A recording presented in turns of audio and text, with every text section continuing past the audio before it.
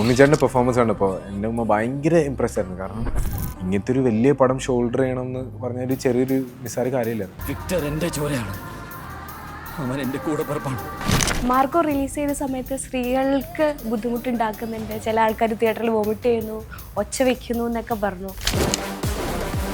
സിദ്ദിഖ് എങ്ങനെയാണെന്ന് വെച്ചാൽ ഇങ്ങനെ നോക്കിയിട്ട് ഓക്കെ റെഡി, അങ്ങനെയാണ്. അത്രയും എക്സ്പീരിയൻസ്ഡ് ആണ്. അവന് വേണ്ടി ചെയ്യേണ്ടതൊക്കെ ഞാൻ ചെയ്തു. ബോഡി ലാംഗ്വേജ് ആണെങ്കിലും സ്മോക്ക് ചെയ്യുന്ന രീതി ആണെങ്കിലും അതെല്ലാം ഒരു സ്വാഗ് ഉണ്ടാവും അവിടെ. It is not that easy John. Compromise ഇല്ല. എനിക്ക് എന്താണെങ്കിലും ഒരു 100% ഡെഡിക്കേഷനാണ്. പറഞ്ഞില്ലെങ്കിൽ ഭയങ്കര മോശമാണ്. കാരണം പുള്ളി കാരണമാണ് ഞാൻ ഇവിടെ എത്തിയത്. അപ്പോൾ ഈ ഒരു പുതിയ ക്യാമറ എൻ്റെ അച്ഛൻ മേടിച്ചപ്പോൾ മമ്മൂക്കനെ കാണിക്കാൻ പോയതാണ്. എൻ്റെ ഒരു മഹാഭാഗ്യമാണ്. എൻ്റെ ഒരു മമ്മൂക്ക വേണ്ടിയിട്ട് ഒരു മോഡലായിട്ട് നിൽക്കാൻ. ലാൽ സാറ് സ്റ്റേജിൽ വന്നിട്ട് അണ്ണാര കണ്ണാവെന്ന് പറഞ്ഞൊരു പാട്ട് പാടിയിട്ടുണ്ട്. അത് കഴിഞ്ഞിട്ടാണ് ഞാനും കയറിയിട്ട് അതേ മൈക്കിൽ ഞാനും പാടിയത്. ഇതാണ് എൻ്റെ പ്രയോറിറ്റി, കരിയർ തന്നെയാണ്. അപ്പോൾ പ്രണയ് അങ്ങനെയൊന്നും ഞാൻ ഇതുവരെ നിലവിൽ അങ്ങനെയൊന്നുമില്ല. അൾട്രാ മോഡേൺ കിച്ചൺ ഡിവൈസസ്, ഒരു കിച്ചണിൽ വേണ്ട എല്ലാ ലേറ്റസ്റ്റ് ബ്രാൻഡുകളും ഇവിടെയുണ്ട്. ലോകോത്തര ബ്രാൻഡുകൾ, original products, wide range. MyG future. Marco തിയേറ്ററിൽ ഓടിക്കൊണ്ടിരിക്കുകയാണ്. അപ്പോൾ ആ സന്തോഷത്തിനൊപ്പം നമ്മുടെ കൂടെ ഒരാളും കൂടെ ഉണ്ട്, ഇഷാൻ. ഹലോ. എല്ലാവരുടെയും വിക്ടർ. യെസ്. ഓക്കെ, ആ സ്മൈലാണ് എനിക്ക് ഇഷ്ടം. എങ്ങനെയാണ് വിക്ടറിലേക്ക് എത്തിയത്? എങ്ങനെയാണ് വിക്ടറിലേക്ക്? ബേസിക്കലി ഇതിനു മുമ്പ് ഒരു ഷോർട്ട് ഫിലിം ഞാൻ ചെയ്തിട്ടുണ്ടായി. അത് കണ്ടിട്ടാണ് ഹനീഫ് സറും ഷെരീഫ് ഖാനെ വിളിച്ചിട്ട് ഈ ഒരു ക്യാരക്ടർ ഉണ്ടെന്ന് പറഞ്ഞത്. അപ്പോൾ ആദ്യം ഇവർ പറഞ്ഞ് ഈ ക്യാരക്ടർ ഈ പടത്തിൻ്റെ ഒരു ഇമോഷണൽ കോറാണ്. അപ്പോൾ ഈ പടം ശരിക്കും ഒരു ആക്ഷൻ ഫിലിമിലാണ് അവർ പറഞ്ഞത്. പക്ഷേ ഈ ആക്ഷൻ എല്ലാം വർക്ക് ആവാൻ ഈ ഇമോഷൻ വർക്ക് ആവണം എന്നാണ് ഇവരുടെ ഒരു ബ്രീഫിങ്. എന്നിട്ടാണ് ഞാൻ അറിയുന്നത് ബ്ലൈൻഡൊക്കെ ആണെന്ന്. അപ്പോൾ ബ്ലൈൻഡ് ആണെന്ന് അറിഞ്ഞപ്പോൾ നല്ല ഒരു ടെൻഷൻ ഉണ്ടായി. ഫസ്റ്റ് പടം ബ്ലൈൻഡായിട്ട് അഭിനയിച്ചാൽ ചിലപ്പോൾ ഞാൻ കാരണം ഈ പടം ബാധിച്ചാൽ പിന്നെ അതിൻ്റെ ഒരു ടെൻഷനൊക്കെ ഉണ്ടായി. പക്ഷേ സെറ്റിൽ എത്തിയപ്പോഴത്തേക്കും കോൺഫിഡൻറ്റിലായിരുന്നു ഞാൻ. ഇത് ഓൾറെഡി എൻ്റെ ഹോംവർക്കും മറ്റിതൊക്കെ ചെയ്തിട്ടുണ്ട്. അപ്പോൾ ഇത് ഹനീഫ് സാറിൻ്റെ സപ്പോർട്ട് വെച്ചിട്ട് ഇത് ചെയ്യാൻ പറ്റും എന്നുള്ളൊരു കോൺഫിഡൻസ് ഉണ്ട് എനിക്ക്.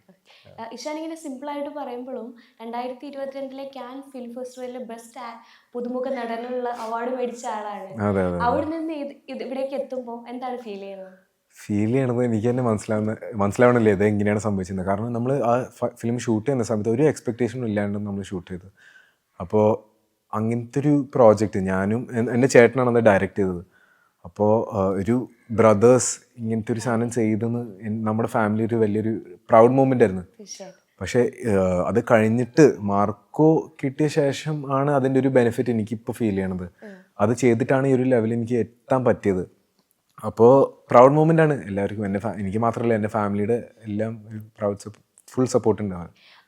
ഈ സിനിമ മാർക്കറ്റ് ചെയ്യുന്നത് തന്നെ ഫുൾ വയലൻസ് ആണെന്ന രീതിയിൽ തന്നെയാണ്. അപ്പോൾ എന്തായാലും സിനിമ ഫസ്റ്റ് ഡേ പേരൻസ് കണ്ടിട്ടുണ്ടാവും, അമ്മ കണ്ടിട്ടുണ്ടാവും. എന്ത് പറഞ്ഞു അമ്മ സിനിമ കണ്ടതിന് ശേഷം? എൻ്റെ പേരൻസ് എല്ലാവരും കണ്ടപ്പോൾ ഞാൻ കൊണ്ട് മാത്രമല്ല ഇവർ ഹാപ്പി ആയിട്ടിരിക്കുന്നത്. മാർക്കോടെ ഒരു സക്സസ് കാണുമ്പോൾ അവരെല്ലാവരും ഭയങ്കര ഹാപ്പി ആയിരുന്നു. അവരുടെ ഒരു സക്സസ് ആയിട്ടാണ് അവർ ട്രീറ്റ് ചെയ്തത്.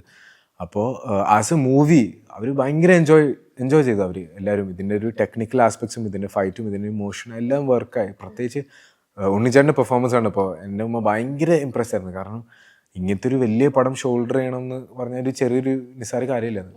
അപ്പോൾ ഉണ്ണിച്ചേട്ടനാണ് എൻ്റെ ഉമ്മയുടെ ഉണ്ണിച്ചേട്ടൻ ഫാനാണ് ഇപ്പോൾ എൻ്റെ ഉമ്മ. ഒരു കട്ട ഫാനാണ് എൻ്റെ ഉമ്മ. അപ്പോൾ വെരി ഹാപ്പിയാണ്. ഇഷാൻ ജീവിതത്തിലാണെങ്കിലും ബ്രദറിനെ ഡിപ്പെൻഡ് ചെയ്യുന്ന ഒരാൾ, അല്ലെങ്കിൽ അതേപോലെ സ്നേഹിക്കുന്ന ഒരാളാണ്. ഈ സിനിമയിലും അത് തന്നെയാണ്. ഒരു ചേട്ടനോടുള്ള ഇഷ്ടം, ഒരു ബ്രദറിന് വേണ്ടിയിട്ടാണ് ഫൈറ്റ് ചെയ്യുന്നത്. അപ്പം റിയൽ ലൈഫിലുള്ള ബ്രദേഴ്സിനെ പറ്റി ഒന്ന് പറയാം.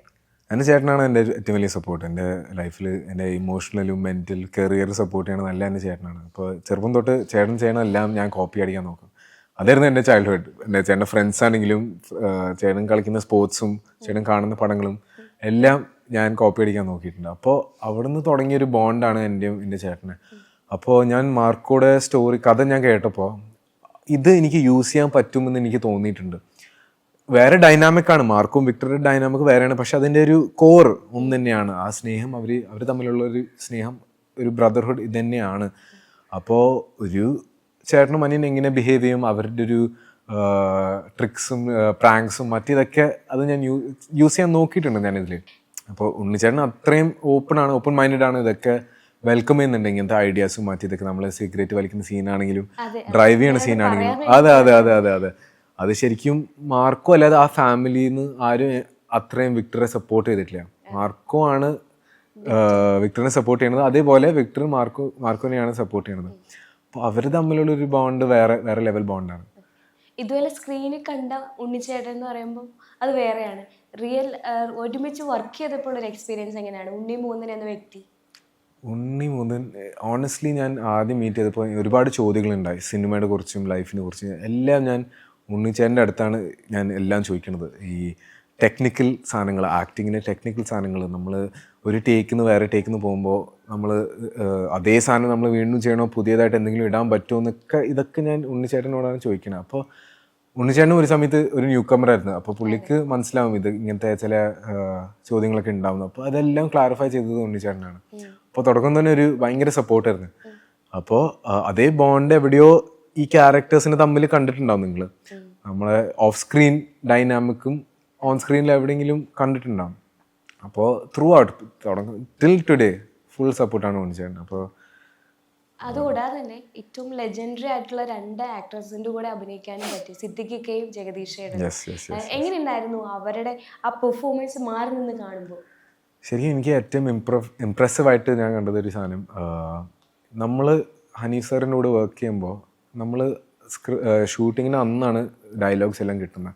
കാരണം എന്തെങ്കിലും ചേഞ്ചസ് ഉണ്ടാവും അതിന് മുമ്പ്. അപ്പോൾ എനിക്ക് കുറച്ച് ടൈം എടുക്കും, മീൻസ് ഒരു 5 minutes എങ്കിലും എടുക്കും ഒരു ഫുൾ സീന് വായിക്കാൻ, ഡയലോഗ് എല്ലാം പഠിക്കാൻ അറ്റ്ലീസ്റ്റ് ഒരു 5 minutes 10 minutes ഒക്കെ എടുക്കും. സിദ്ദിഖ് എങ്ങനെയാണെന്ന് വെച്ചാൽ ഇങ്ങനെ നോക്കിയിട്ട് ഓക്കെ റെഡി, അങ്ങനെയാണ്. അത്രയും എക്സ്പീരിയൻസ്ഡ് ആണ്. ആ എക്സ്പീരിയൻസ് നമ്മൾ കാണുന്നുണ്ട് ഇതിൽ. പിന്നെ ഇങ്ങനത്തെ ഒരു ക്യാരക്ടർ എനിക്ക് തോന്നുന്നില്ല ഇവർ ചെയ്തിട്ടുണ്ട്. ഇത്രയും പടങ്ങൾ ചെയ്തിട്ടും ഇങ്ങനത്തെ ഒരു ഡിഫറെൻ്റ് ആയിട്ടുള്ള ഒരു ക്യാമറ, ഇത്രയും ആക്ഷനും ഒരു സ്വാഗും ആറ്റിറ്റ്യൂഡ് കാണിക്കാൻ പറ്റുന്ന ഒരു ക്യാരക്ടറാണ് ഇവർക്കുള്ളത്. അപ്പോൾ അവർ വളരെ സട്ടിലായിട്ട് പക്ഷേ വളരെ ക്ലീനും ക്ലാസി ആയിട്ടാണ് ഇവർ ചെയ്തത്. അവരുടെ ഇൻട്രോ സീനും ആ BGM എല്ലാം കയറുമ്പോൾ ഒരു വേറൊരു ഫീലാണ്. ഞാൻ as A fan of cinema ഞാൻ കാണുമ്പോൾ എനിക്ക് ഭയങ്കര ഒരു അപ്രീസിയേഷൻ ആണ് അവർക്ക്. ഈ സിനിമയെ പറ്റി പറയുമ്പോൾ ജഗദീഷേട്ടൻ്റെ പെർഫോമൻസ് മാറ്റി നിർത്താൻ പറ്റില്ല. തീർച്ചയായിട്ടും അത് ചർച്ച ചെയ്യപ്പെടണം. അപ്പോൾ ജഗദീഷേട്ടൻ്റെ പെർഫോമൻസിന് സ്ക്രീനിൽ കണ്ടപ്പോൾ എന്താ തോന്നിയത്? എനിക്ക് ജഗദീഷേട്ടനായിട്ട് സീൻസ് എനിക്ക് പടത്തിൽ ഉണ്ടായിട്ടില്ല. അപ്പോൾ ഞാൻ സ്ക്രീനിലാണ് ഞാൻ എല്ലാം കാണുന്നത്. അപ്പോൾ സ്ക്രീനിൽ കണ്ടപ്പോൾ അതെ സ്ക്രീനിൽ കണ്ടപ്പോൾ ഒരു ആറ്റിറ്റ്യൂഡ് ഉണ്ടല്ലോ, ഒരു വില്ലൻ ടീമിൽ നിന്ന് ഒരു മാസ്റ്റർ മൈൻഡ് എങ്ങനെയാണ് ഇതൊക്കെ ചെയ്യുന്നതിന് ഒരു ആറ്റിറ്റ്യൂഡ് ഉണ്ട്. കോസ്റ്റ്യൂമിലും അത് ഭയങ്കര സൂട്ട് ചെയ്ത് ജഗദീഷേട്ടൻ നന്നായിട്ട് ഇത് ചെയ്തിട്ടുണ്ട്. അത് ബോഡി ലാംഗ്വേജ് ആണെങ്കിലും സ്മോക്ക് ചെയ്യുന്ന രീതി ആണെങ്കിലും അതെല്ലാം ഒരു സ്വാഗ് ഉണ്ടാവും അവിടെ. അത് പ്രിപ്പറേഷൻ ചെയ്തിട്ടാണോ ഇവിടെ എത്തിയെന്ന്, അല്ലെങ്കിൽ അതിൻ്റെ ഒരു ലൈഫിൻ്റെ എക്സ്പീരിയൻസിൽ കണ്ടിട്ടാണോ ഇതൊക്കെ, അതെനിക്ക് അറിയില്ല. പക്ഷെ നമ്മൾ അവസാനം നമ്മൾ കാണുന്ന ടേക്കിൽ നമ്മൾ പ്രതീക്ഷൻ്റെ മേലുണ്ട് ഈ ജഗദീഷേട്ടൻ്റെ ഒരു ഡയലോഗ് ഡെലിവറി എന്താണെങ്കിലും അത് കറക്റ്റ് മീറ്ററിലാണ് ഇവരൊക്കെ പിടിച്ചത്. അതിൻ്റെ ഒരു ശ്രമമാണ് ഞാൻ ആസ് എൻ ആക്ടർ പഠിക്കാൻ നോക്കുന്നത്. മീൻസ് ആ മീറ്റർ കറക്റ്റായിട്ട് പിടിക്കാൻ എങ്ങനെയാണ്, അതിൻ്റെ ഒരു ഹാർഡ് വർക്കും പ്രിപ്പറേഷൻ എങ്ങനെയാണെന്ന് ഇവരെ കണ്ടിട്ടാണ് ഞാൻ പഠിക്കുന്നത്. ഉണ്ണിച്ചേട്ടൻ എന്ന് പറയുമ്പം ഗുജറാത്തിലെ ഒരു ചെറിയ ഗ്രാമത്തിൽ നിന്ന് വന്ന് ഇന്നിപ്പോൾ മലയാള സിനിമയെ ഒരു വിജയത്തിലേക്ക് എത്തിച്ച് നിൽക്കുന്ന ഒരു വ്യക്തിയാണ് മാർക്കോയിലൂടെ. അപ്പോൾ ഉണ്ണിച്ചേട്ടൻ ഈ ജേണി കാണുമ്പോൾ ഒരു പുതിയ ആളെന്ന നിലയിൽ ഇതിൽ നിന്ന് എന്താണ് ഇൻസ്പയർഡ് ആയിട്ടുള്ളൊരു കാര്യം വേറെ ഒന്നുമില്ല, കോംപ്രമൈസ് ഇല്ല. ഉണ്ണിച്ചേട്ടനിക്ക് എന്താണെങ്കിലും ഒരു 100% ഡെഡിക്കേഷനാണ്. അത് മാർക്കോയിൽ മാത്രമല്ല എല്ലാ പടങ്ങളും ഉണ്ണിച്ചേട്ടൻ 100% കൊടുക്കാറുണ്ട്. പക്ഷേ ഇതിൽ ഞാൻ നേരിട്ട് കാണുമ്പോൾ അതിൻ്റെ ഒരു എക്സ്പീരിയൻസ് ആണ് ഞാൻ പറയുന്നത്. ഇത് ഡയറ്റിൻ്റെ കാര്യമാണെങ്കിലും ക്യാരക്ടറിൻ്റെ ഒരു ക്യാരക്ടറിസ്റ്റിക്സ് ആണെങ്കിലും പിന്നെ ഉണ്ണിച്ചേട്ടൻ്റെ ഡയലോഗ് ഡെലിവറി എല്ലാം അതിൻ്റെ ഒരു കോംപ്രമൈസ് ഇല്ല. ഞാൻ ഡബ്ബിങ്ങിലും ഉണ്ണിച്ചേട്ടനെ കണ്ടിട്ടുണ്ടായിരുന്നു. അപ്പോൾ ഡബ്ബിങ്ങിൽ നമ്മൾ ആക്ഷൻ സീക്വൻസസ് ചെയ്യുമ്പോൾ നമ്മൾ സിനിമയിൽ കാണുന്ന പോലെയല്ല ഇത് ഒറ്റ ടേക്കിലാണ് ഇതൊക്കെ ചെയ്യണത്. അപ്പോൾ ഡബ്ബിങ്ങിൽ ഇഫക്ട്സിലും എന്തൊക്കെ വെറൈറ്റി ഇടാം അതിൻ്റെ ഒരു റീസെർച്ച് ഒക്കെ ചെയ്തിട്ടുണ്ടാവും. അപ്പോൾ അതിൻ്റെ ഹാർഡ് വർക്കൊക്കെ അതിൻ്റെ ഫൈനൽ ഔട്ട്പുട്ട് നമ്മൾ സിനിമയിൽ കാണുമ്പോൾ ഇത്രയും സ്ട്രഗിൾ ചെയ്തിട്ടാണ് ഇവിടെ ഈ ഒരു പ്രോഡക്റ്റ് നമ്മൾ കിട്ടിയത്. അത് എൻ്റെ ഒരു ഭാഗ്യമാണ് ഇതൊക്കെ കാണാൻ കിട്ടിയത്. അപ്പോൾ വെരി വെരി ഞാൻ പ്രൗഡാണ് ശരിക്കും ഉണ്ണിച്ചേട്ടന്. ഇതെല്ലാം ഹാർഡ് വർക്ക് കണ്ടിട്ട് ഇങ്ങനത്തെ ഒരു റെസ്പോൺസ് കിട്ടുമ്പോൾ ഞാൻ പ്രൗഡാണ്. മാർക്കോ റിലീസ് ചെയ്ത സമയത്ത് സ്ത്രീകൾക്ക് ബുദ്ധിമുട്ടുണ്ടാക്കുന്നുണ്ട്, ചില ആൾക്കാർ തിയേറ്ററിൽ വോമിറ്റ് ചെയ്യുന്നു, ഒച്ച വെക്കുന്നു എന്നൊക്കെ പറഞ്ഞു. അപ്പം തിയേറ്ററിൽ പോയൊരു എക്സ്പീരിയൻസ് വെച്ചിട്ട് സ്ത്രീകളോട് എന്താ പറയാനുള്ളത്? ഞാൻ പോയത് എൻ്റെ ഫാമിലിൻ്റെ കൂടെയാണ്. അവർക്ക് ഒരു പ്രശ്നമില്ല, അവർ ഭയങ്കരമായിട്ട് എൻജോയ് ചെയ്തു. പക്ഷേ ഡെഫിനറ്റ്ലി എല്ലാവർക്കും അവരുടേതായൊരു അഭിപ്രായങ്ങളുണ്ടാവും, അവരുടെ ലൈഫ് എക്സ്പീരിയൻസസ് ഉണ്ടാവും. പക്ഷേ അതുകൊണ്ടാണ് ആദ്യം തൊട്ട് നമ്മൾ ഇങ്ങനെ മാർക്കറ്റ് ചെയ്തത് മോസ്റ്റ് വയലൻറ്റ് ഫിലിം. സ്ത്രീകളും ഫാമിലി ഡെഫിനറ്റ്ലി അവർക്ക് കാണാൻ പറ്റും. പക്ഷേ ഞാനിത് കേട്ടിട്ടില്ല. പക്ഷേ എന്തായാലും അത് ഓക്കെയാണ്, അവരുടേതായ ഒരു ഒപ്പീനിയനാണ്, ഇറ്റ്സ് ഓക്കെ. പക്ഷേ ഞാൻ പടം കാണാൻ പോയത് എൻ്റെ ഫാമിലിയും ഒരു 10 പേരുണ്ടായി, 10 സ്ത്രീകളുണ്ടായി. അവർക്ക് എല്ലാവർക്കും എൻജോയ് ചെയ്തിട്ടാണ് എല്ലാവരും കണ്ടത്. അപ്പോൾ അവർക്ക് വർക്കാണ്. അപ്പോൾ തീർച്ചയായിട്ടും സ്ത്രീകൾക്ക് ധൈര്യമായിട്ട് കാണാമെന്ന് കരുതുന്നു. ഡെഫിനറ്റ്ലി തീർച്ചയായിട്ടും കാണാം. ഞാനും കണ്ടതാണ്. അതെ ധൈര്യമായിട്ട് കാണാൻ കഴിയുമെന്ന് വിചാരിക്കുന്നു. അപ്പം ഈ വയലൻസ് ഷൂട്ട് ചെയ്യുന്ന സമയത്ത് ഉണ്ണിയേട്ടൻ ഈ വയലൻസ് ഷൂട്ട് ചെയ്യുന്ന സമയത്ത് മാറി നിൽക്കും കാണാതെ. അതിനുശേഷം വന്നിട്ട് വേറൊരു വ്യക്തിയായിട്ട് അതിൽ നിന്നൊക്കെ മാറിയിട്ട് ഭയങ്കര ജെന്യൂനായിട്ട് ആക്ട് ചെയ്യുന്നത് കണ്ടു എന്ന് പറഞ്ഞു. അപ്പം അത്തരം സീനുകൾ ഷൂട്ട് ചെയ്യുന്ന സമയത്ത് അവിടെ ഉണ്ടായിരുന്നു? ഞാൻ അവിടെ എല്ലാ ഫൈറ്റ് സീൻസിലും ഞാൻ ഉണ്ടായില്ല, ചിലതിൽ ഞാൻ കാണാൻ പോയിട്ടുണ്ടായി. അപ്പോൾ അതിൻ്റെ ഒരു ഹാർഡ് വർക്കും പാഷനും എനിക്ക് ജസ്റ്റ് ഒന്ന് നേരിട്ട് കാണാൻ ഞാൻ പോയതാണ്. അപ്പോൾ ഡെഫിനറ്റ്ലി ഒരു നമ്മൾ ഷൂട്ട് ചെയ്യുന്ന സമയത്ത് നിങ്ങൾ കാണുന്ന പോലെയല്ല, നമ്മൾ ഷൂട്ട് ചെയ്യുന്ന ഫണ്ണായിരിക്കും നമ്മൾ ഷൂട്ട് ചെയ്യുമ്പോൾ. സിനിമ അങ്ങനെയാണല്ലോ. അപ്പോൾ എല്ലാവരും ഭയങ്കര സേഫ്ലി എല്ലാ ഒരു അങ്ങനത്തെ ഒരു രീതിയിലാണ് നമ്മൾ ഷൂട്ട് ചെയ്തത്. അപ്പോൾ പക്ഷേ സിനിമയിൽ കാണുമ്പോൾ സൗണ്ടും ബീജിയും എല്ലാം വരുമ്പോഴാണ് അതിൻ്റെ ഒരു വയലൻസ് നമ്മൾ ഫീൽ ചെയ്യുന്നത്.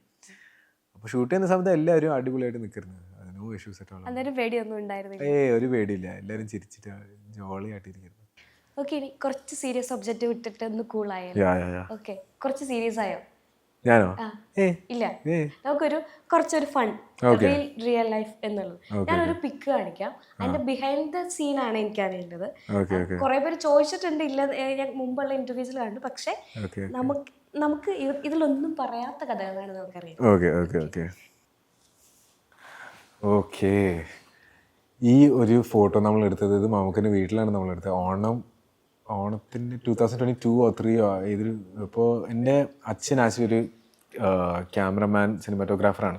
സിനിമയിലല്ല വർക്ക് ചെയ്തത്, സിനിമയുടെ പുറത്താണ് സ്റ്റേജ് ഷോസും അഡ്വർടൈസ്മെൻറ്റ്സിലാണ് വർക്ക് ചെയ്തത്. പക്ഷേ അന്നും എന്നും ക്യാമറനോടുള്ളൊരു താല്പര്യമുണ്ട്.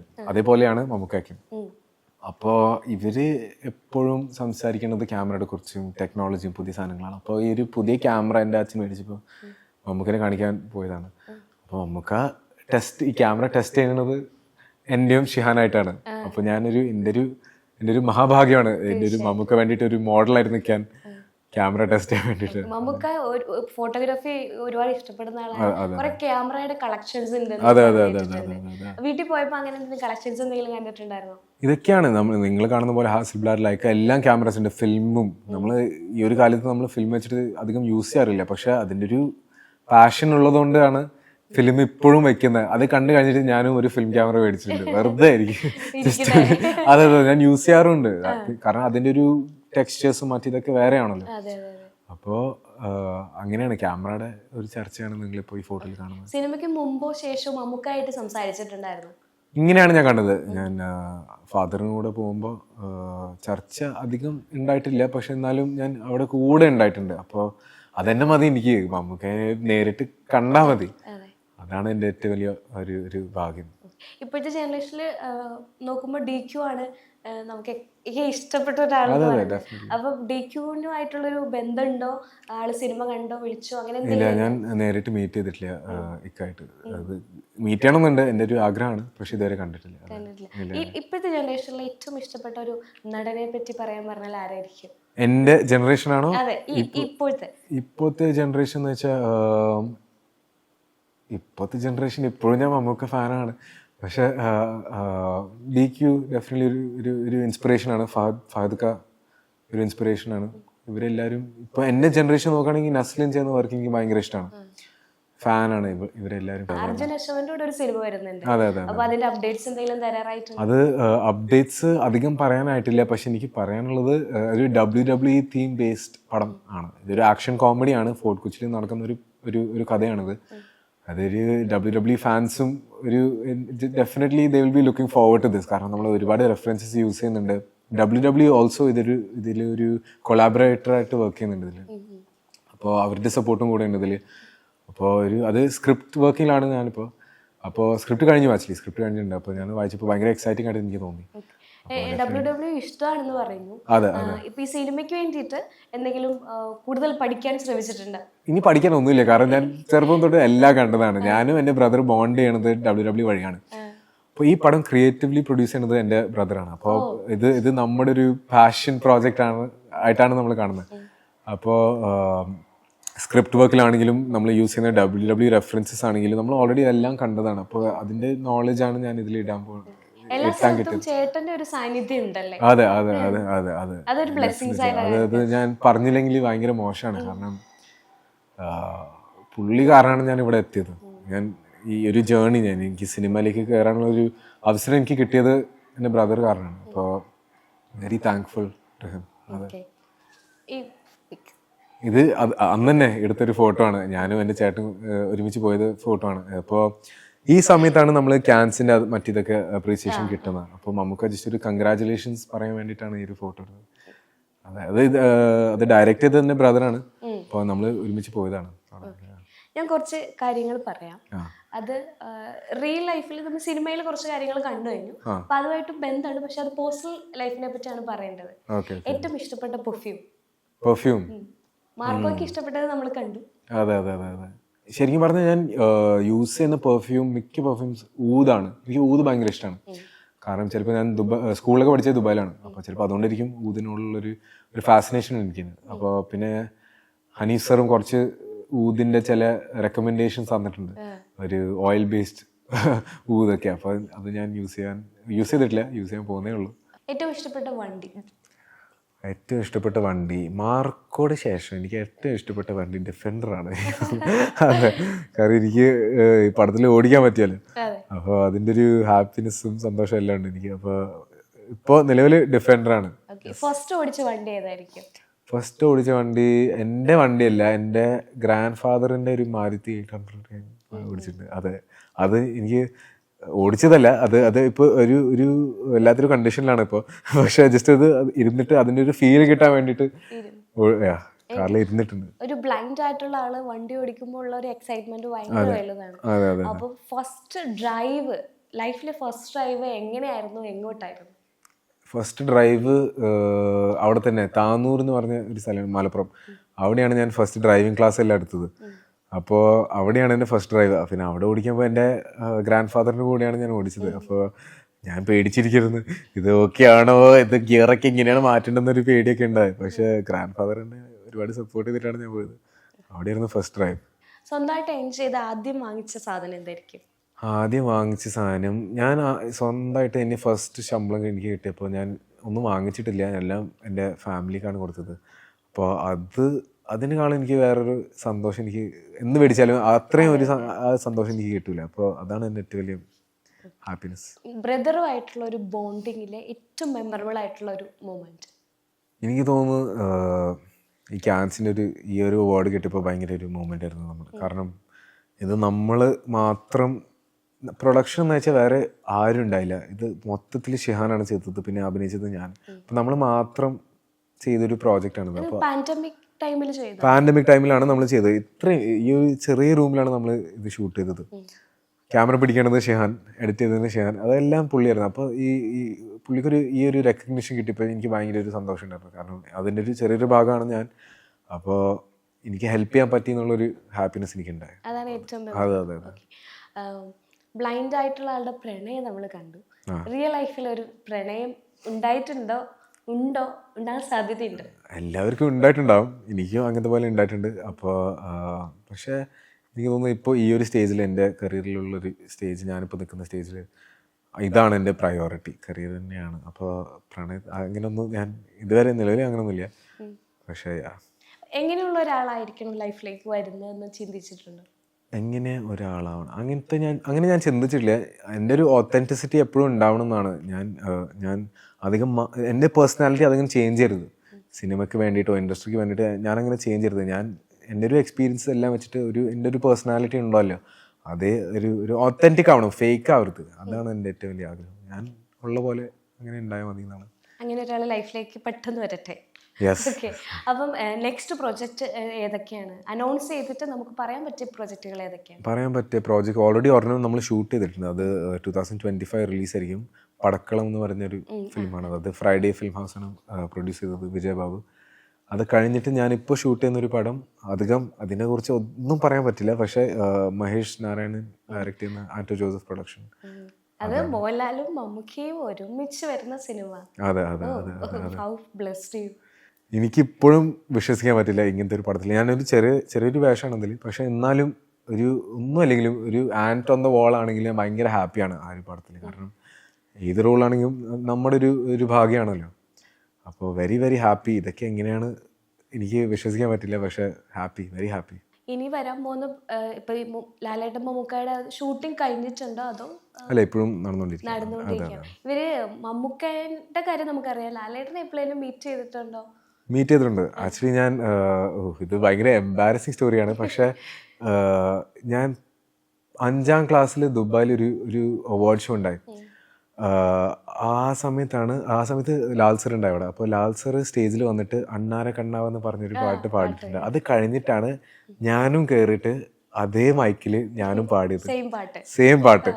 എനിക്ക് പാട്ട് പാടാൻ അറിയില്ല, പക്ഷെ എന്ത് ധൈര്യത്തിലാണ് ഞാൻ പോയത് എനിക്കറിയില്ല. പക്ഷെ ഞാൻ ഒരു ബ്രീഫ് മൊമെൻ്റ് ആണ്, പക്ഷെ എനിക്ക് ഒരു ഓണറാണ് ആ സ്റ്റേജ് ഷെയർ ചെയ്യാൻ പറ്റിയെന്ന ഒരു ഓണറാണ്. പക്ഷെ പാട്ട് ഞാൻ പാടിയത് വളരെ മോശമായിരുന്നു.